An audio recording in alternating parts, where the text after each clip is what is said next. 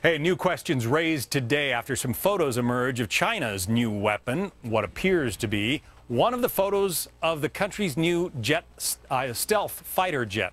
The image suggesting that China may be advancing in technology faster than expected. The Pentagon, though, is downplaying the appearance of this new aircraft, saying the new fighter is not of concern.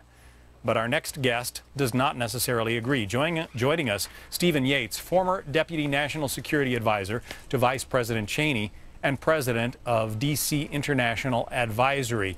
The U.S. came up with stealth technology, radar avoiding planes that can, get in across borders and so forth, deliver a weapons package and escape. The Russians have something like it. But if the Chinese have developed such technology, what does that mean for their warfighting capability and the balance of power in the Pacific?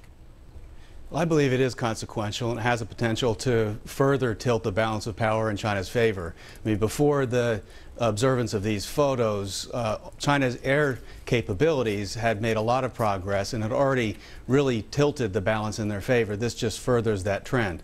And in terms of the Russians acquiring the stealth technology, that's a fairly recent development that they've been able to demonstrate this. You know perhaps better than most that there's no limit to what we can learn from a photo of an aircraft. But if the Chinese have in fact reverse engineered this stealth technology and this fighter, it takes an advantage away from the United States in preserving deterrence in the Asia Pacific, probably worries China's democratic neighbors more so than the United States very close. And it's also interesting that this announcement is made just before Secretary Gates gets to China and President Hu of China comes to the United States. Isn't it true that a lot of the technological advances made by the Chinese essentially result from them acquiring, or some would say stealing, technology from other nations? When you look at this photo, it looks an awful lot like the F-22, the premier stealth fighter plane in the U.S. Air Force fleet. Do you think that they have somehow stolen F-22 technology? Well, the coincidence can't really be an accident. What we know of this program suggests that some of its components have actually been purchased from Russia. And that was a major, major driver of the technological advancements in China's military capability over the last decade.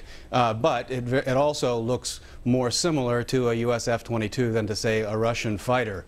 So it seems to be somewhat a combination of these two paths that China has been piecing together, with record increases in its military budgets over the last decade now bearing some fruit. Stephen Yates, good to talk to you. Thanks for your expertise. Thank you.